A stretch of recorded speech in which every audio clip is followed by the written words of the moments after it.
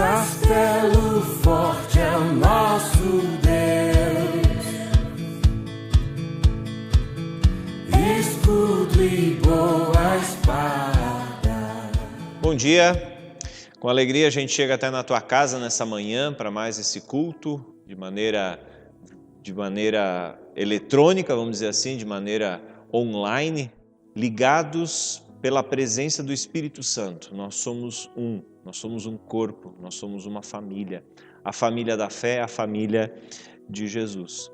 Nós começamos este culto, esse tempo na presença de Deus, em nome de Deus, o Pai, o Filho e o Espírito Santo. E Deus nos saúda com a palavra que nós encontramos nas senhas diárias para o dia de hoje, palavra de Deuteronômio, capítulo 30, versículo 16, que diz assim: Se guardares o mandamento que hoje te ordeno, que ames o Senhor teu Deus, andes nos seus caminhos e guardes os seus mandamentos e os seus estatutos e os seus juízos, então viverás e te multiplicarás e o Senhor teu Deus te abençoará. Que palavra bacana, né? Que palavra legal. Uma palavra que convoca, que convida, que desafia o povo de Israel a uma experiência extraordinária de vida na presença do Criador. Não é apenas na presença de um Deus, mas é na presença do Criador. A gente traça desejos, a gente persegue sonhos, a gente vai atrás de coisas que possam fazer a vida valer a pena. Mas por essa palavra que nós ouvimos aqui hoje, nós percebemos que todas as nossas corridas, as nossas buscas, elas são vãs. Mas quando nós buscamos a presença de Deus, do Deus que está conosco, nós podemos não estar conscientes da presença dEle, mas Ele está aqui, Ele está ali contigo, na tua casa, onde tu estiveres, Deus está contigo. Se nós buscarmos a presença desse Deus, nos enchermos, nos deixarmos tocar, transformar, moldar, cativar por esse Deus que é Pai, que é Filho e que é Espírito Santo, então nós viveremos de verdade, nós encontraremos sentido para a vida, nós encontraremos sentido para a existência no meio do caos que a gente vive, do caos familiar, do caos pessoal, do caos social, do caos ambiental, do caos geral que a gente vive. Se no meio de tudo isso a gente ouvir a voz de Deus e deixar Deus vir ao nosso encontro e nos conduzir pela sua mão, nós encontraremos vida. E tem mais um detalhe interessante nesse versículo de Deuteronômio 30. Diz que se nós guardarmos os mandamentos de Deus, buscarmos o Senhor, andarmos nos caminhos deles, guardarmos os mandamentos, os estatutos e os juízos, Deus nos abençoará. É interessante isso. Não existe bênção sem obediência. Não existe bênção de Deus sem submissão a Deus.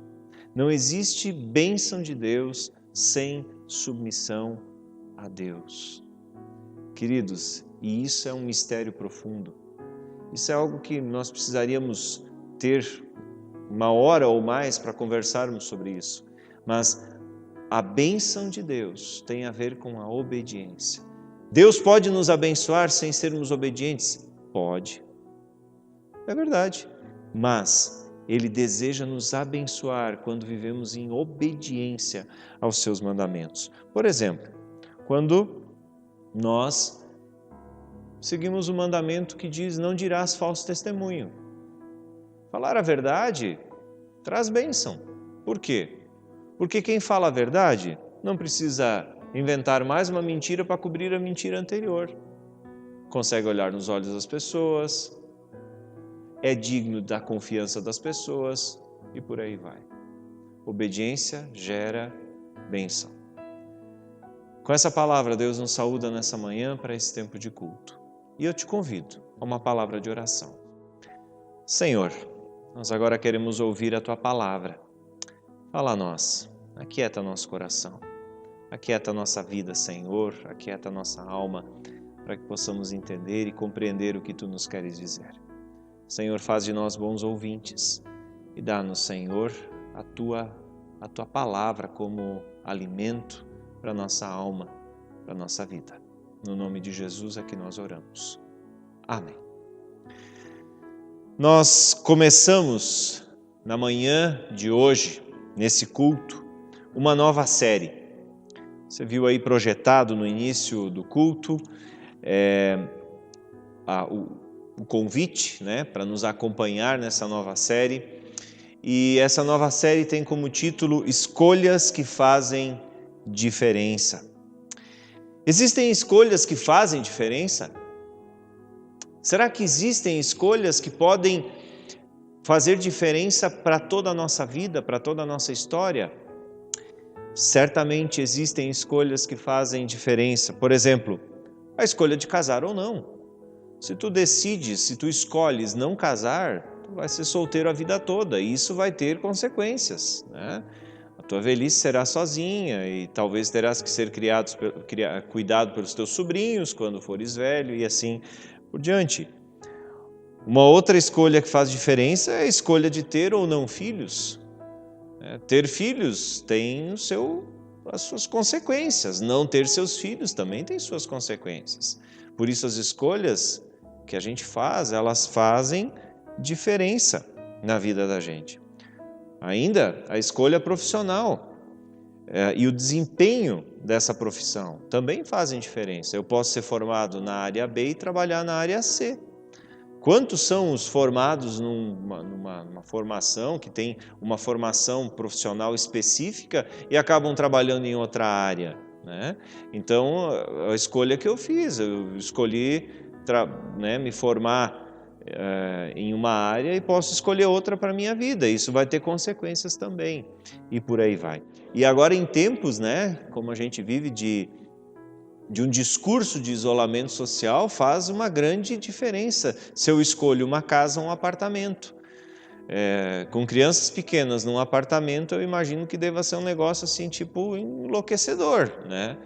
Mas uma casa tem as suas vantagens, mas também tem as suas desvantagens. Então as escolhas que eu faço, elas fazem sim diferença. E todos os dias nós fazemos escolhas, das mais simples, como com que roupa eu vou sair, com o que vamos fazer para o almoço, né? Essas escolhas elas fazem diferença, das questões mais simples às questões mais difíceis e mais complexas. E hoje nós queremos falar sobre a escolha mais difícil que alguém pode fazer. Ficou curioso? Qual será que é a escolha mais difícil que alguém pode fazer?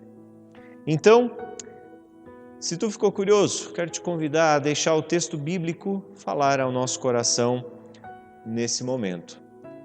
O texto da pregação de hoje nós encontramos no segundo livro de Reis, capítulo 5, os versículos 1 a 6, que nos dizem o seguinte: Naamã, comandante do exército do rei da Síria, era muito respeitado e honrado pelo seu senhor, pois por meio dele o Senhor dera vitória à Síria. Mas esse grande guerreiro ficou leproso.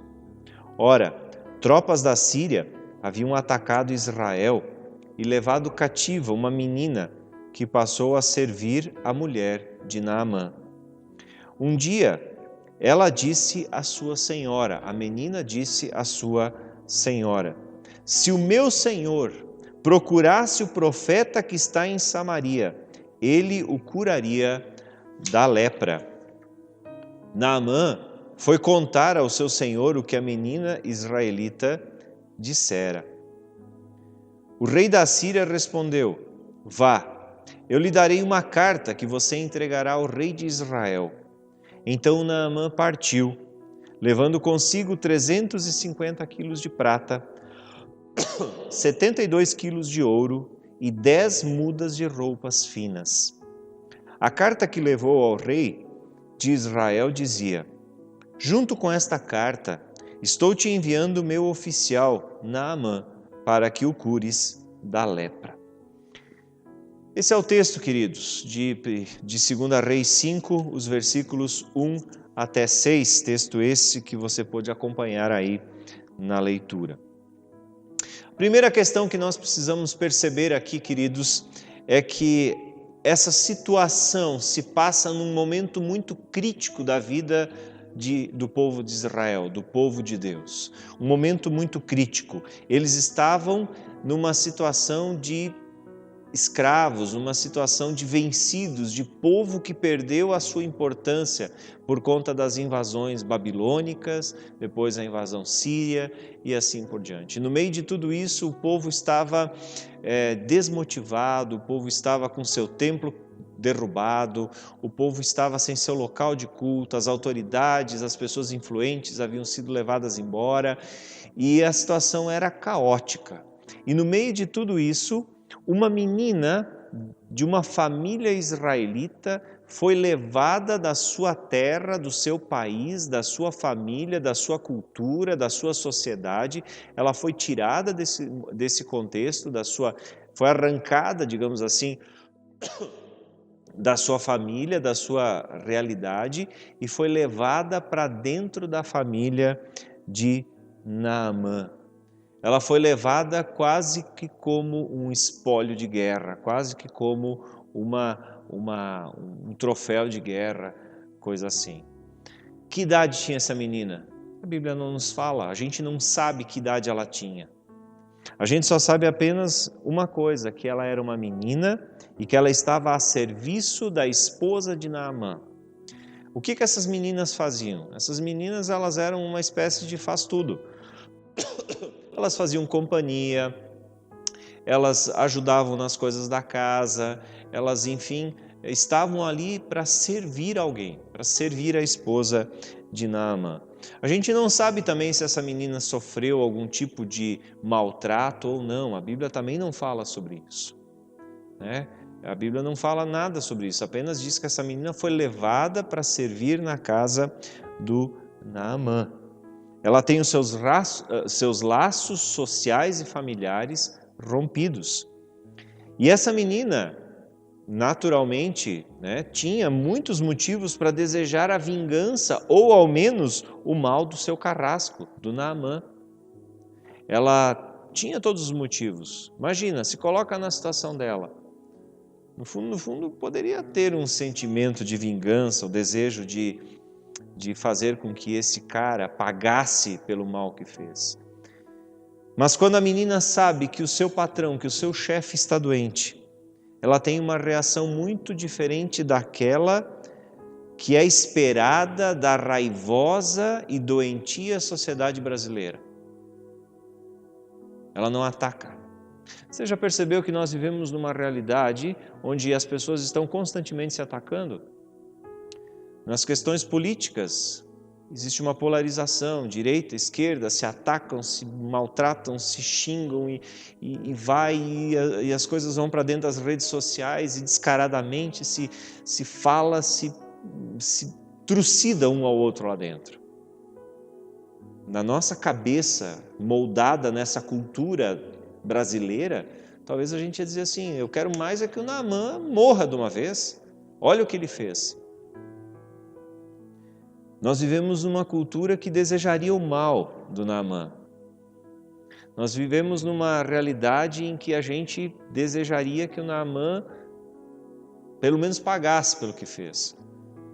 Mas essa menina, ela deseja a cura do seu algoz. Ela deseja a cura daquele que arrancou ela do seu país, da sua terra, da sua família. Ela deseja a cura dele.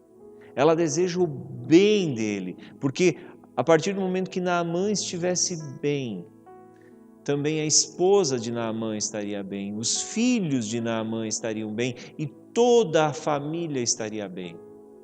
A gente sabe que uma situação de doença, de uma enfermidade de uma pessoa da família é o suficiente para transformar a realidade e transtornar, digamos assim, a realidade de toda uma família.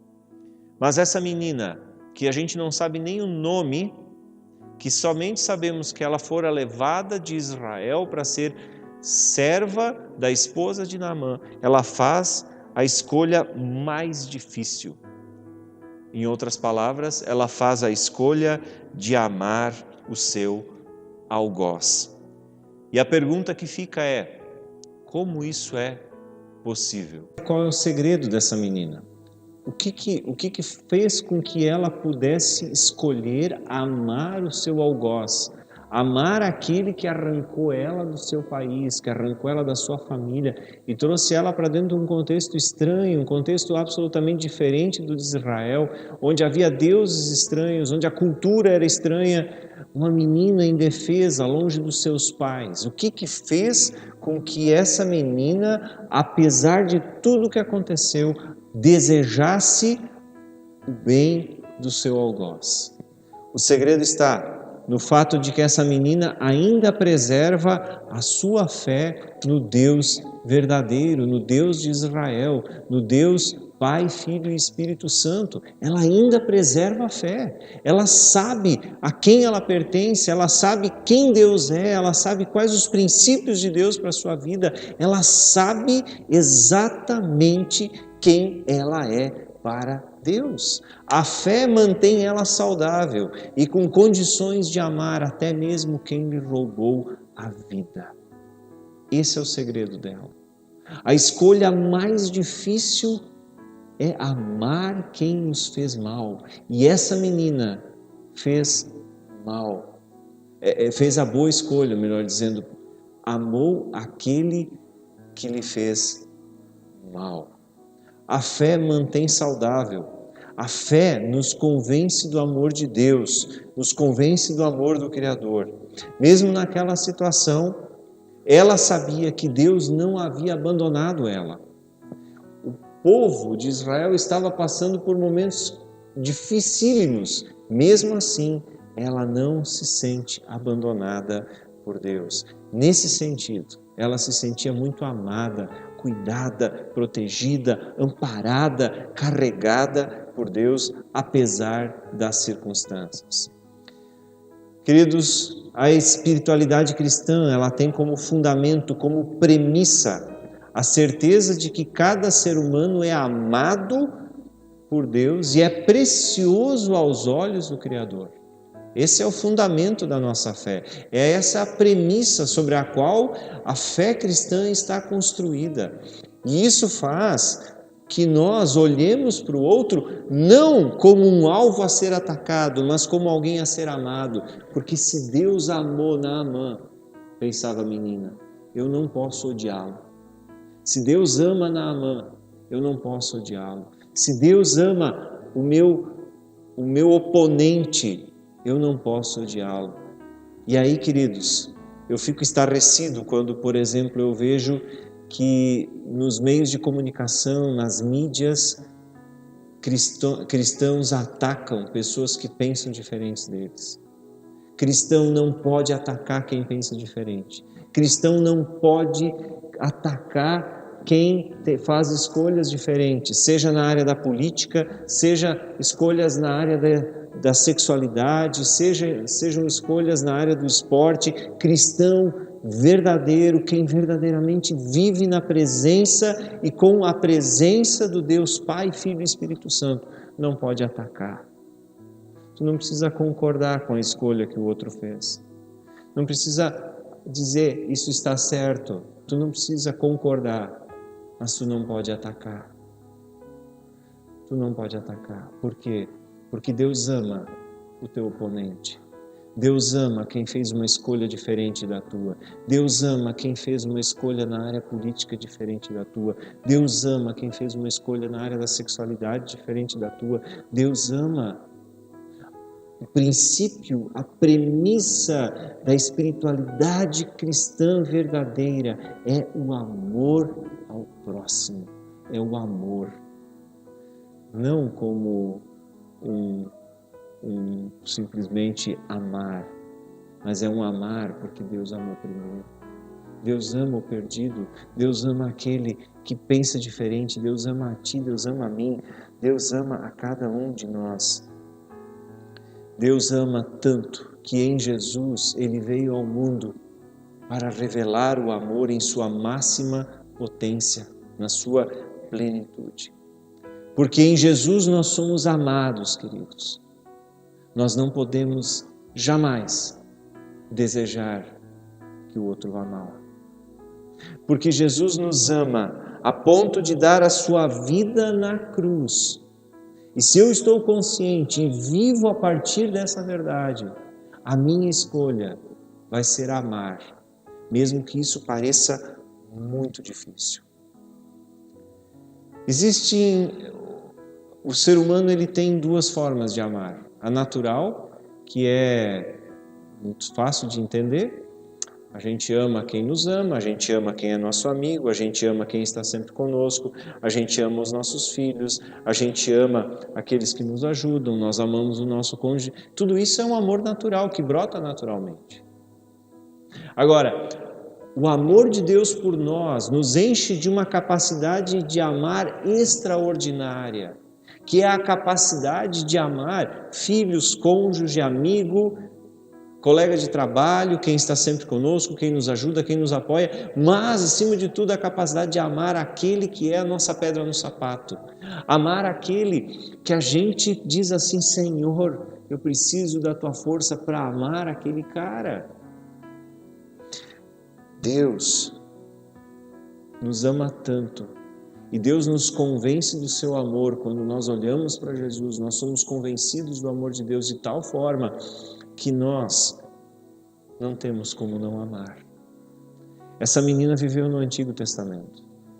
Ela ainda não tinha conhecimento de Jesus, mas ela conhecia a essência de Deus.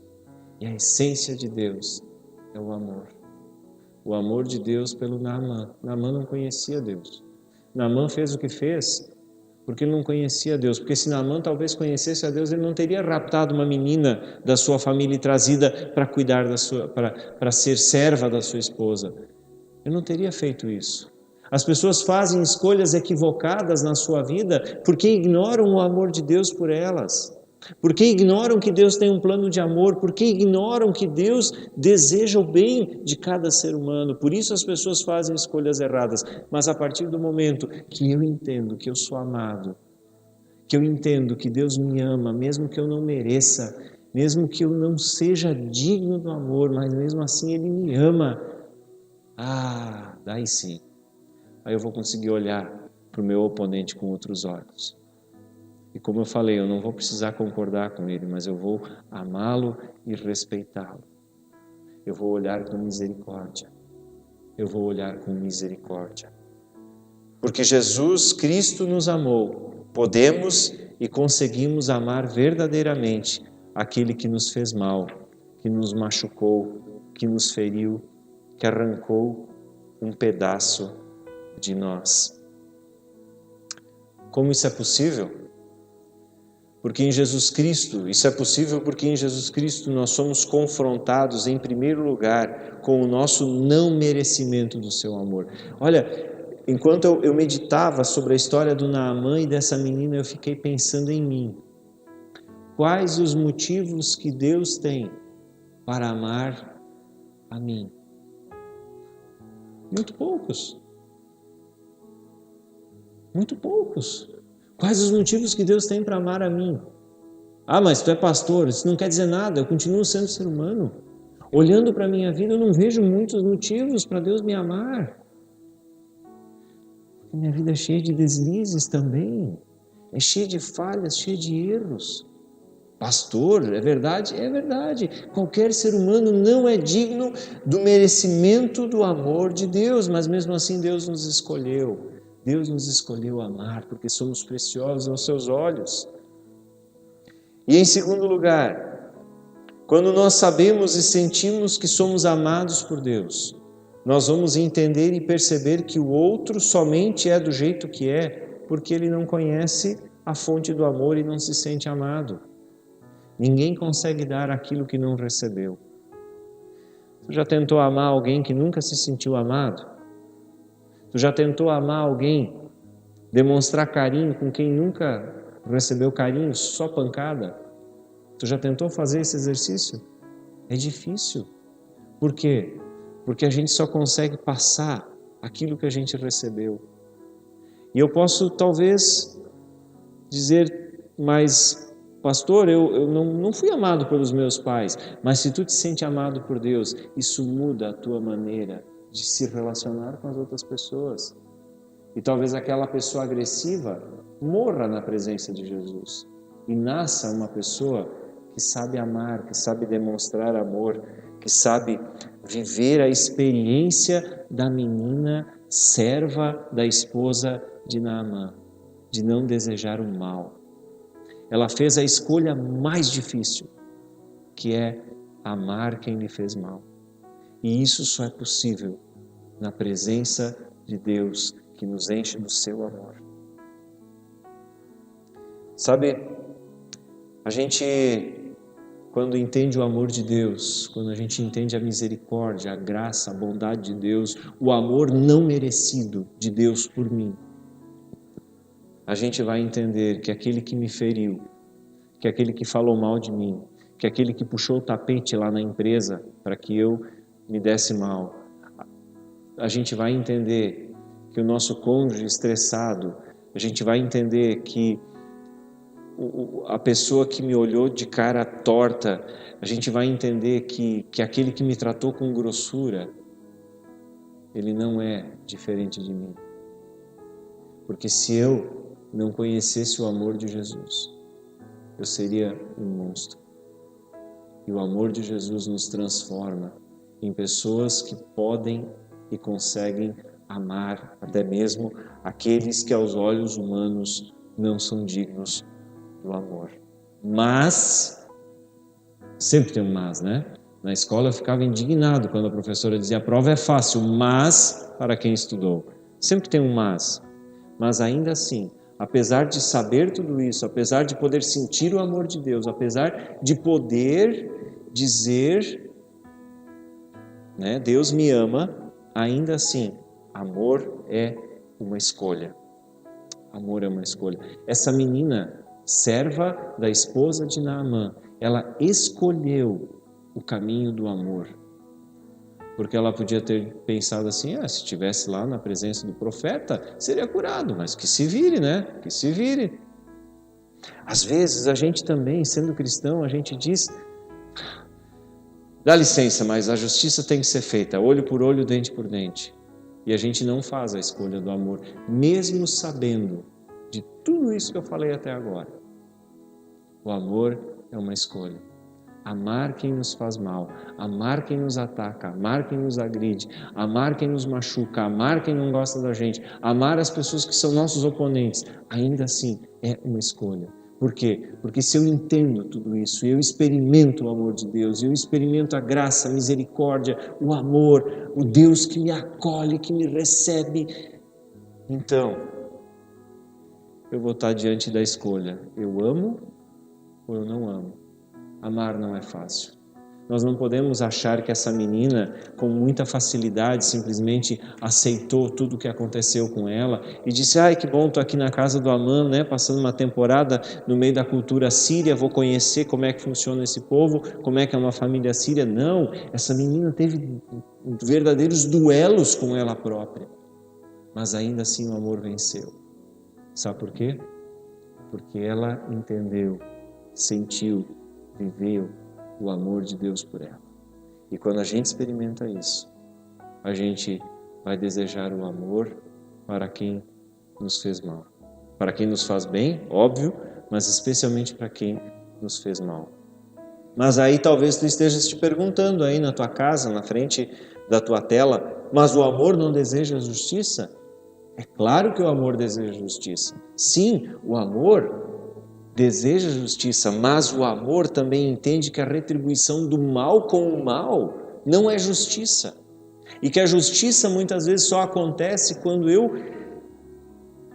libero o perdão e libero a misericórdia para com o meu próximo. Como assim? Como assim? Existem situações em que nada vai reparar o mal sofrido. Para alguém que abusa de uma outra pessoa, que violenta uma outra pessoa, não é a prisão que vai devolver à pessoa a sua integridade, a sua intimidade, a sua satisfação plena de volta. Não é a prisão. Mas se essa pessoa que sofreu isso entende que, apesar de tudo, ela ainda é amada por Deus e ela é valiosa aos olhos de Deus. E Deus deseja reescrever a história da vida dela. E que o maluco que fez isso, só fez isso porque não conhece a Deus, porque quem conhece a Deus vai lutar pela preservação da integridade da outra pessoa, aí sim, a gente vai entender a justiça com outros olhos. Queridos, a justiça, o amor, ele busca a justiça sim. Busca a justiça no sentido de que é do outro, que é meu. Devemos respeitar as nossas posses e tudo mais, é verdade. Mas existem situações em que a justiça não resolve, a não ser que eu ame verdadeira e profundamente, não a partir do meu amor, porque o meu amor ele é condicionado. Como eu falei, eu vou amar quem me ama, quem é bondoso comigo, quem é carinhoso, enfim, mas a partir do amor do Pai pelo miserável que me fez mal, a partir do amor do Pai pelo miserável que sou eu, porque em alguns momentos também eu faço mal ao outro. A justiça pode trazer castigo físico, mas a escolha de amar é que liberta de verdade. Essa menina poderia ser eternamente, essa menina que foi trazida por Naamã e seus exércitos lá de Israel para sua casa, para ser serva da sua esposa. Essa menina poderia para sempre ser escrava de Naamã, da sua família, mas também dos seus sentimentos, do seu ódio, do seu rancor. Mas o fato de ela entender-se amada por Deus e de olhar com misericórdia para a família de Naamã, libertou ela de tal forma que ela olha para o Naamã e não sente ódio, não sente raiva, ela sente misericórdia. E isso não vem dela, isso vem da fé que ela tem em Deus. A jovenzinha levada cativa para a casa de Naamã escolhe amar essa nova família, apesar das circunstâncias, e isso mudou tudo. E tu que me dá a honra da tua audiência nessa manhã, qual tem sido a tua escolha? Tem sido amoroso com os outros ou apenas com aqueles que são amorosos contigo? Isso não é nada de extraordinário, porque isso é natural, amar os filhos, amar o cônjuge. Mas e o desafio de amar além dos limites, de amar o nosso oponente, de amar a nossa pedra no sapato. Todo mundo tem uma pedra no sapato, ou duas até, ou até mais. O desafio de amar a pedra no sapato. Se nós entendemos, sentimos, experimentamos o amor de Deus, e se nós verdadeiramente somos cristãos, nós vamos fazer a escolha mais difícil, que é amar. Porque quando eu amo, multidão de pecados também é coberta. Por Deus, mas também por mim. Eu já não olho mais nos olhos com ódio, eu olho nos olhos e percebo nele alguém que é igual a mim. Que talvez não conhece o Deus que eu conheço, o Jesus que eu conheço, mas que é amado igualmente pelo Jesus que eu conheço. Eu queria deixar essa palavra como uma palavra para ti nessa semana. Que Deus te abençoe, que Deus te guarde, que Deus te ampare, que Deus te ajude a fazer a escolha mais difícil, que é amar. Fica conosco, nos próximos domingos nós queremos continuar conversando sobre escolhas que fazem a diferença. Senhor Deus, nós queremos te agradecer porque a tua palavra nos revela o teu amor e nos revela também o quanto nós somos amados. E a partir do amor teu por nós, nós conseguimos também amar quem não merece ser amado. Senhor, ajuda-nos a viver isso. Ajuda-nos, Senhor, a amar quem está do outro lado, a quem pensa diferente. Ajuda-nos, Senhor, a verdadeiramente sermos testemunhas tuas e não aqueles que usam o teu nome, mas que na verdade estão longe do teu nome, longe da tua presença. Ajuda-nos, Senhor, a amar verdadeiramente. Pai, abençoa-nos nessa semana, guarda-nos em tuas mãos, protege-nos e ampara-nos, Senhor. Assim nós pedimos sobre nós a tua bênção Que a bênção de Deus, o Todo-Poderoso, Pai, Filho e Espírito Santo esteja contigo e te acompanhe por onde quer que tu fores. O Senhor te guarde, o Senhor te cuide, o Senhor te ampare. No nome santo do Senhor Jesus. Amém. Um forte abraço. Deus te abençoe. Deus te guarde. Amém.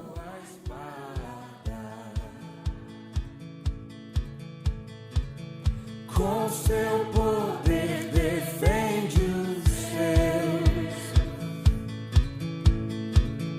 a sua igreja amada,